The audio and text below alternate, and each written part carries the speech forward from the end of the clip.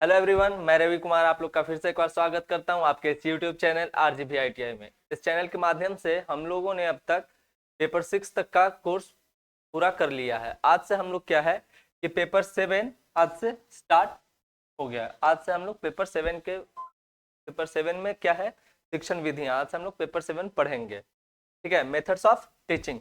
आज का जो हमारा जो फर्स्ट टॉपिक होने वाला है शिक्षण विधियां में, वो है पाठ योजना यानी लेसन प्लानिंग। सबसे पहले शिक्षण विधियों में क्या है कि देखिए, आप कहीं भी अगर कहीं पढ़ाने जा रहे हैं तो सबसे पहले आपको क्या करना पड़ेगा, आपको लेसन प्लान पहले से प्रिपेयर करना पड़ेगा, है ना। कौन सा लेसन कैसे पढ़ाना है उसकी प्लानिंग आपको पहले से करनी पड़ेगी। तो आइए समझते हैं सबसे पहले लेसन प्लान अर्थात पाठ योजना का अर्थ। पाठ योजना का अर्थ क्या होता है, थोड़ा सा इसको और छोटा कर लेते हैं। हाँ ठीक है।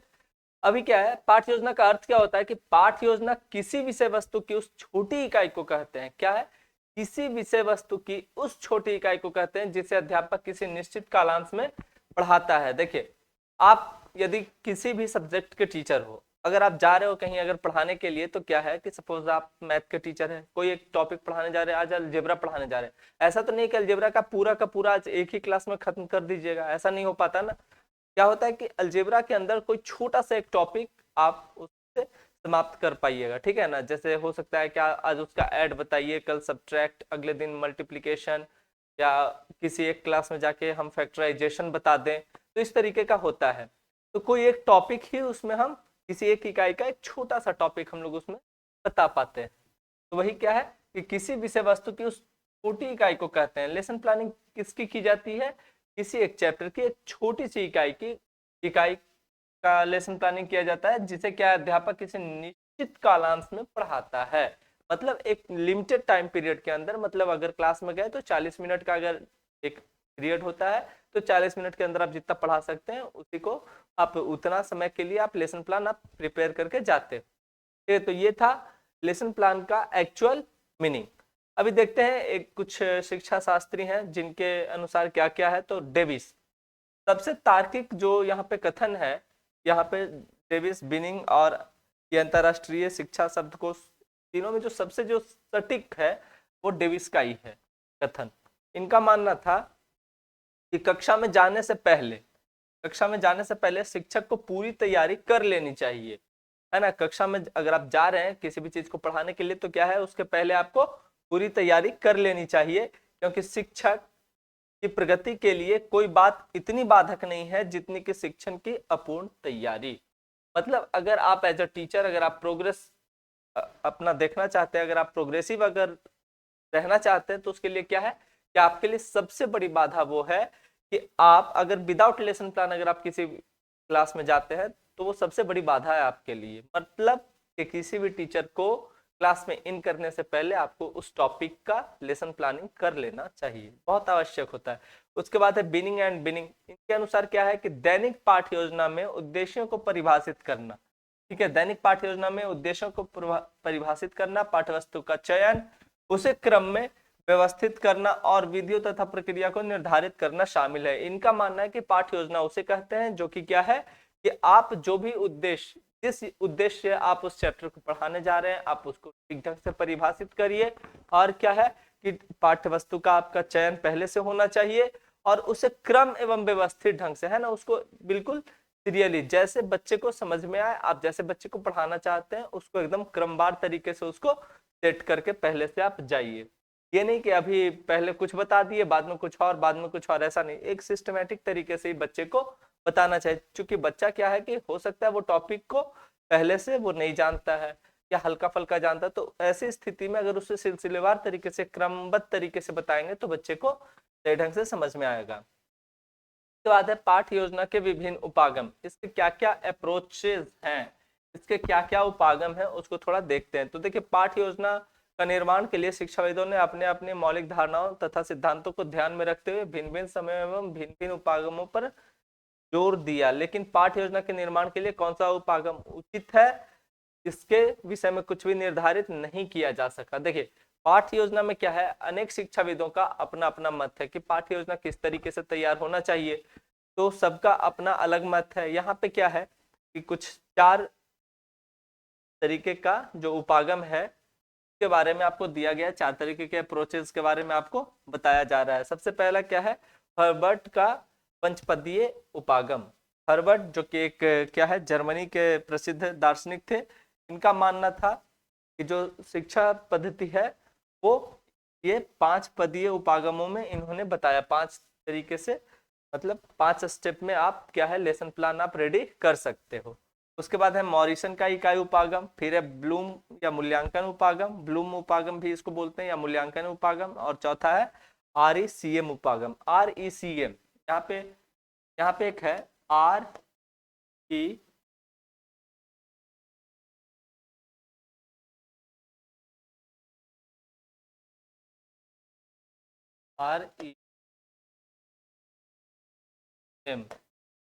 इसका फुल फॉर्म क्या होगा, RECM उपागम। इसका जो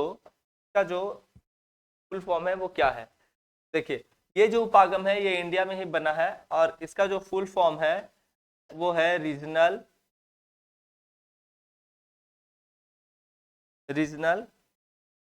सॉरी RECM नहीं, RCEM। तो RCEM तो regional college of education, regional college of education कहाँ का, एजुकेशन ये मैसूर का, मैसूर है ना, मैसूर इंडिया में ये है ना मैसूर। तो ये वहां के द्वारा ये दिया गया उपागम है। तो चलिए सबसे पहले हम लोग हर्बर्ट उपागम को देखते हैं। तो हर्बर्ट का क्या था, हर्बर्ट का 5 पदीय उपागम जो है, तो वहां से हम लोग थोड़ा इसको समझना स्टार्ट करते हैं। तो ये जर्मन के प्रसिद्ध दार्शनिक एवं शिक्षा शास्त्री हुआ करते थे, जर्मनी के, है ना, जर्मनी का कहाँ से बिलोंग करते हैं, तो जर्मनी के ये प्रसिद्ध दार्शनिक एवं शिक्षा शास्त्री हैं, और इन्होंने पाठ्य योजना में क्या है, 5 पाठ्य योजना को 5 पदों में बांटा है। उन्होंने पाठ्य योजना को 5 पदों में बांटा है। कौन कौन से है, सबसे पहला है इसमें उद्देश्य कथन, प्रस्तुतिकरण, स्पष्टीकरण, सामान्यीकरण तथा प्रयोग। लास्ट में क्या है, प्रयोग। अब देखिए उद्देश्य कथन क्या है, उद्देश्य कथन है कि जैसे आप किसी भी जैसे विषय वस्तु को पढ़ाने जा रहे हैं, आप किसी भी चैप्टर को पढ़ाने जा रहे हैं, तो उस चैप्टर को पढ़ाने का आपका उद्देश्य क्या है, अब बच्चों को क्या सिखाना चाहते हैं।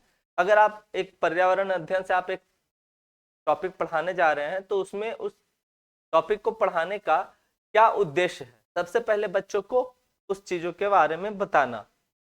उसके बाद है प्रस्तुतिकरण, क्या है उसके बाद, प्रस्तुतिकरण। देखिए इसके बाद आता है प्रस्तुतिकरण। प्रस्तुतिकरण में क्या है कि उसके बाद आप अपने चैप्टर को, पहले बच्चों को क्या है कि आप उद्देश्य कथन बता दिए कि पढ़ाने जा रहे हैं उसका क्या उद्देश्य है, उसके जो पहले का जो नॉलेज है उससे आप उसको रिलेट कर दिए, आप बता दिए, बच्चे लोग समझ गए कि आज क्या पढ़ने जा रहे हैं और क्यों पढ़ने जा रहे हैं। उसके बाद क्या है कि आप उनके सामने आप प्रेजेंटेशन करिएगा, आप अपना जो भी लेसन प्लान करके आए हैं, जो भी आप जो चैप्टर पढ़ाने जा रहे हैं, आप उसका क्या है, आप उसका प्रेजेंटेशन करिएगा यहाँ पे। उसके बाद है स्पष्टीकरण।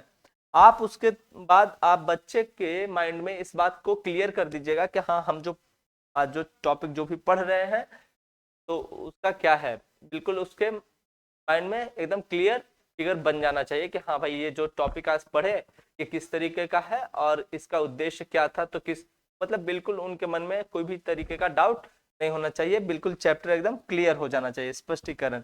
फिर सामान्यीकरण। सामान्यीकरण में क्या है कि बच्चे के माइंड में जैसे ही वो टॉपिक बिल्कुल क्लियर हो गया, उसके बाद क्या है कि उसको क्या करना है कि उसको जनरलाइज कर देना है। मतलब बच्चे क्या है खुद से फिर उसको कहीं ये मतलब से संबंधित जो भी नियम है या जो भी उस तरीके का ये होने वाला है उसको बच्चा क्या है खुद से उसको जनरलाइज कर ले। और सबसे लास्ट में आता है प्रयोग। क्या है इसमें, इसमें बच्चा क्या है कि फिर लास्ट में उसको क्या है अप्लाई करके कहीं ना कहीं जो जिन चीजों को सीखा है तो कहीं ना कहीं अप्लाई करके वो उसको देखेगा कि हाँ क्या ये जो मेरे टीचर्स ने बताया है क्या वो सही में कहीं कार्य करता है या नहीं करता है। या जो भी सपोज अभी क्या है कि हम लोग ऐड सीखे किसी क्लास में, तो ऐड सीखे तो सबसे पहले बच्चों को बताएंगे हम लोग भाई ऐड का क्या है, क्या यूज है हमारे लाइफ में, सबसे पहले उसके बारे में उसको बताएंगे। उसके बाद हम लोग ऐड उसको सिखाएंगे, फिर उसको बिल्कुल क्लियर अच्छे तरीके से के सामने क्या है हम लोग प्रस्तुतिकरण में क्या है उसको ऐड करके बोर्ड पर बताएंगे कि हाँ किस तरीके से आपको ऐड करना होता है। उसके बाद स्पष्टीकरण, मतलब बच्चे ये बात क्लियर कर लेंगे कि हाँ क्या ये बच्चा सही से वो चीज सीखा या नहीं। स्पष्टीकरण में मतलब कि उसको सही तरीके से बिल्कुल क्लियर कर लेना कि हाँ वो सीख गया है। फिर है सामान्यीकरण। सामान्यीकरण में क्या होगा कि इसमें बच्चा क्या करेगा उसको ऐड के लिए कि वो अब खुद से करना स्पष्ट, वो खुद से करना स्टार्ट कर देगा, वो खुद से समझ जाएगा कि हाँ ऐसे करना है, ऐड में क्या करना क्या नहीं करना है। ठीक है, अगर एक साथ 4 5 10 अगर ऐड करने के लिए आ जाए तो बच्चा खुद से उस चीज को समझ जाएगा, खुद से क्या है एक नियम एक फॉर्मूला बना लेगा कि हाँ इस तरीके से हमको ऐड करना है। और सबसे लास्ट में क्या है प्रयोग, उसको कहीं ना कहीं अपने डेली लाइफ से रिलेट करके कहीं प्रयोग करके देखेगा, कहीं मार्केट जाएगा या कहीं भी जाएगा तो क्या है कि ऐड के माध्यम से अगर दुकानदार को सपोज कहीं से दुकान से कुछ सामान खरीदा तो दुकानदार ने बता दिया कि अलग अलग सामानों का ये रेट है, तो क्या है उसको वो ऐड करके देख लेगा, अर्थात वो प्रयोग करके देख लेगा कि हाँ क्या हो रहा है या नहीं। चलिए अब देखते हैं इसको। ये था। इसके बाद क्या है कि हर्बर्ट उपागम में क्या है पाठ योजना की रूपरेखा। ठीक है ना, कि पाठ योजना की रूपरेखा किस तरीके की होती है। देखिए समझिए, वो तो 5 स्टेप था, 5 स्टेप के अंदर आप किस तरीके से लेसन प्लान करिएगा उसके विषय में थोड़ा समझते हैं। तो इसमें क्या है कि लिखित 5 पदों के आधार, 5 पदों को आधार मानकर पाठ्य योजना की जो रूपरेखा है वो कुछ इस तरीके से तैयार की जाती है। सबसे पहले क्या है कि हम लोग क्या करते हैं कि कक्षा विषय या उपविषय की चर्चा सबसे ऊपर में करते हैं। ठीक है ना, यानी कि सबसे ऊपर में क्या करेंगे, सबसे ऊपर में कक्षा विषय या उपविषय की चर्चा करेंगे। उसके बाद क्या है कि सेकंड में क्या है सामान्य उद्देश्य, फिर सेकंड में लिखेंगे उसमें सामान्य उद्देश्य कि आखिर भाई उद्देश्य क्या है। अगर पर्यावरण का अगर चैप्टर पढ़ा रहे हैं तो उसमें लिखे ईवीएस अगर पढ़ा रहे हैं तो ईवीएस में सीधा सीधा लिखेंगे कि हाँ ईवीएस का क्या सामान्य उद्देश्य क्या है, तो बच्चों को पर्यावरण से संबंधित ज्ञान से परिचित करवाना, आसपास के वातावरण से बच्चों का बच्चों को परिचित करवाना, ये सब ऐसा लिखा जाता है। सपोज अगर मैथ का टॉपिक अगर पढ़ रहे हैं तो उसमें लिखा जाता है कि बच्चों को गणितीय ज्ञान से परिचित करवाना, ऐसे 2 4 कथन उसमें लिखा जाता है। तो ये होता है सामान्य उद्देश्य।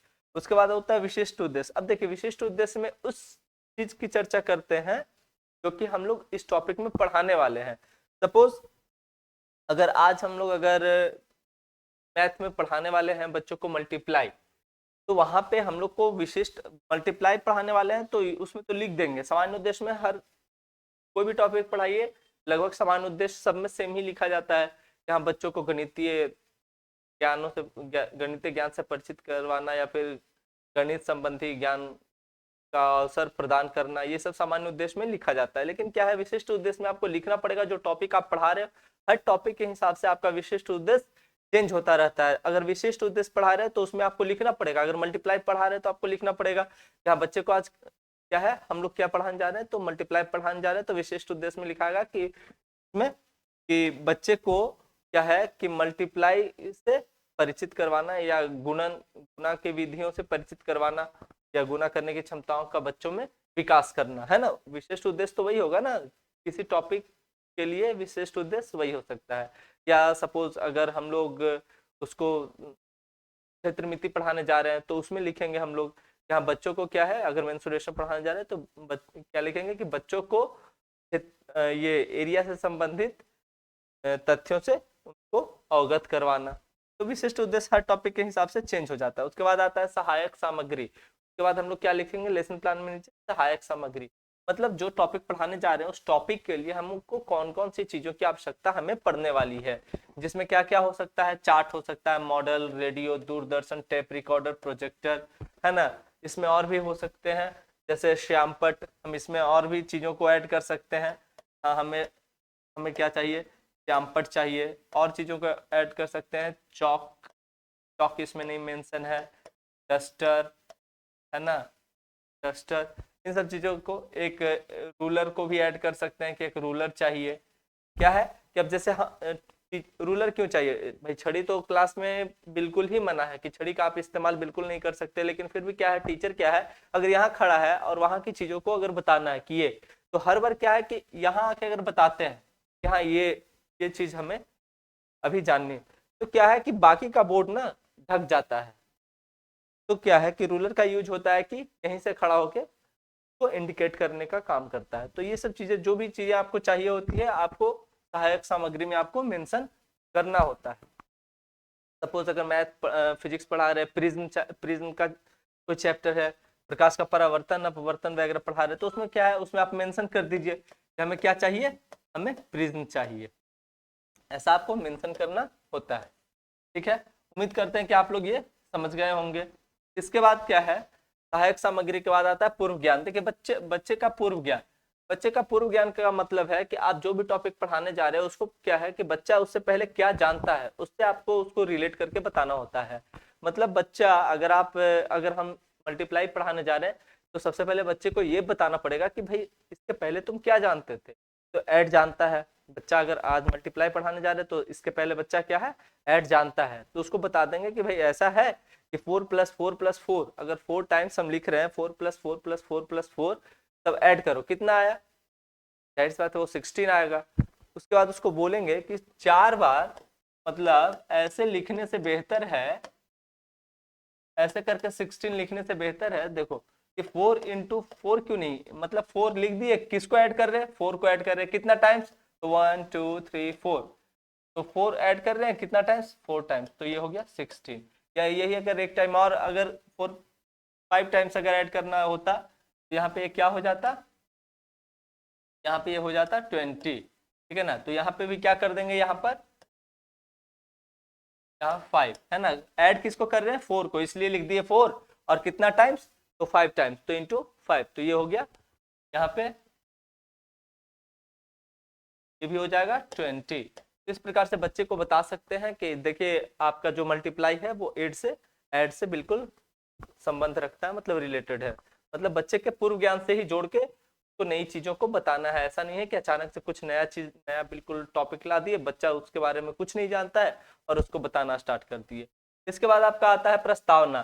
प्रस्तावना क्या है फिर, देखिए पाठ की प्रस्तावना क्या है कि विद्यार्थियों के पूर्व ज्ञान पर आधारित होता है। प्रस्तावना में आप क्या है प्रस्तावना आप वैसा ही, पूर्व ज्ञान का मतलब हुआ कि आप ऐसा टॉपिक पढ़ाइएगा जो कि बच्चे उसके विषय में पहले से जानते हैं। प्रस्तावना का मतलब है कि आपको जाकर, सपोज हमें आज मल्टीप्लाई पढ़ाना है क्लास में, तो ऐसा नहीं है कि जाएंगे और सीधा डायरेक्ट उसको बोल देंगे कि आज हम लोग मल्टीप्लाई पढ़ेंगे, नहीं, क्लास में जाकर डायरेक्ट आपको टॉपिक के बारे में बोलना नहीं होता है।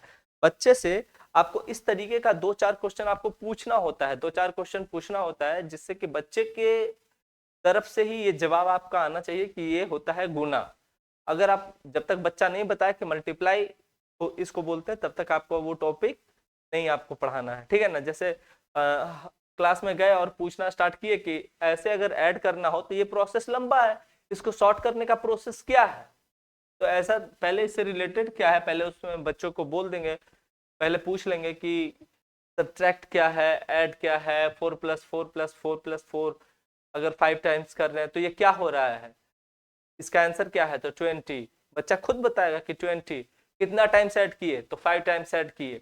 अब उसको बोलेंगे कि शॉर्ट मेथड इसका क्या है, इसको ऐसा कोई तरीका है क्या कि इसको संक्षेप में, मतलब इतना बार हम नहीं लिखे और क्या है इसको कहीं शॉर्ट में हम इसको 20 लिख सके, कोई ऐसा प्रोसेस है क्या। बच्चा खुद बोलेगा कि हाँ शायद मल्टीप्लाई से होता है, या बच्चा किस तरीके से उसमें बताएगा कि हाँ मल्टीप्लीकेशन, जब वो मल्टीप्लीकेशन बोले तब हम लोग को लिखना है कि ठीक है तो बच्चों आज क्या है कि आज हम लोग मल्टीप्लाई सीखेंगे, आज का हमारा टॉपिक है मल्टीप्लाई। ये होता है प्रस्तावना। प्रस्तावना में क्या होता है कि चैप्टर से रिलेटेड आपको क्वेश्चन करना होता है और बच्चे के द्वारा वहां पे आपका टॉपिक निकल कर आना चाहिए। इसके बाद है उद्देश्य कथन। उद्देश्य कथन क्या है कि आप इसमें क्या है, प्रस्तावना के समाप्त होते ही अध्यापक को शिक्षण के उद्देश्य का कथन स्पष्ट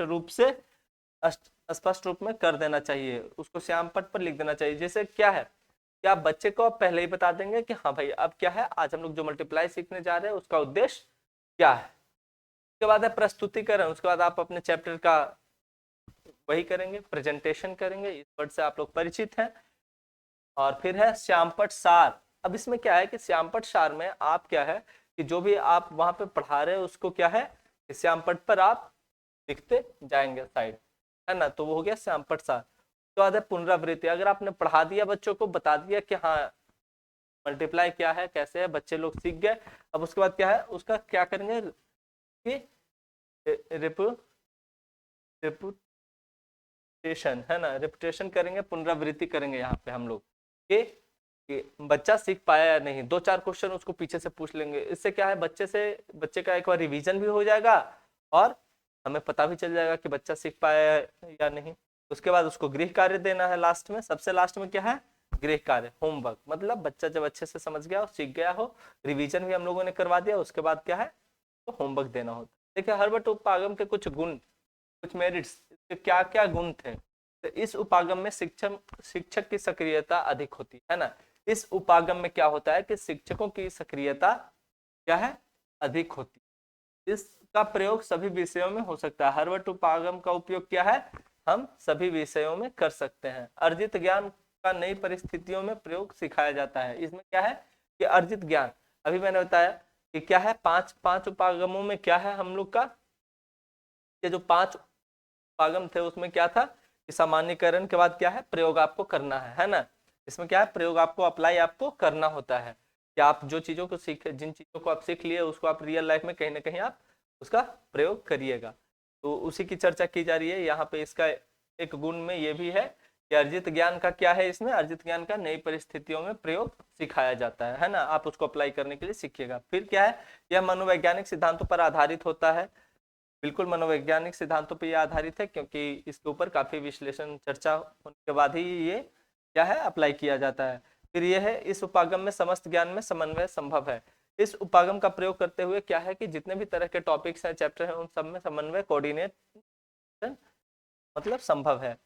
फिर सिक्स्थ क्या है यह शिक्षक प्रधान उपागम है। ये जो टॉपिक, ये जो हर्बर्ट उपागम है वो क्या है शिक्षक प्रधान उपागम है। मतलब इसमें टीचर की प्रधानता होती है। फिर उसके बाद क्या है इसका स्वरूप व्यवस्थित और नियंत्रित है। बिल्कुल सही बात है, ये व्यवस्थित और नियंत्रित है। और लास्ट है ये पूर्व अर्जित ज्ञान के सिद्धांत पर आधारित है। अभी मैंने बताया कि आपको बच्चे को वही टॉपिक बताना है जिसके बारे में वो थोड़ा बहुत पीछे जानते हैं, मतलब पूर्व ज्ञान से जोड़कर ही आपको आगे की टॉपिक के बारे में बताना है। उसके बाद है आपका हर्बर्ट उपागम के कुछ दोष।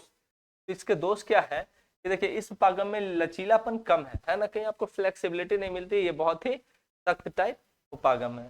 सेकंड है इस उपागम में केवल प्रस्तुतिकरण पर अधिक बल दिया जाता है। हाँ, इस उपागम में आपको पढ़ाते समय प्रस्तुतिकरण पे ज्यादा बल दिया जाता है, ये थोड़ा सा इसकी कमी है। थर्ड है इस उपागम द्वारा स्मृति स्तर का शिक्षण ही संभव है। मतलब इस उपागम द्वारा क्या है कि किसी बच्चे की मेमोरी का स्तर को पढ़ाया जा सकता है या मेमोरी के माध्यम से इसको पढ़ाया जा सकता है। क्योंकि बच्चे क्या है पीछे की चीजों को सीखे होते हैं, उसी के हिसाब से हम उनको आगे की चीजों के बारे में बताते हैं। इसके बाद है इसमें ज्ञानात्मक पक्ष का शिक्षण ही संभव होता है। मतलब इसमें आप क्या है कि ज्ञानात्मक पक्ष के विषय में ही आप इसमें पढ़ सकते हैं। मतलब जो चीजों को जानते हैं उन चीजों के विषय में आप पढ़ सकते हैं इस विधि।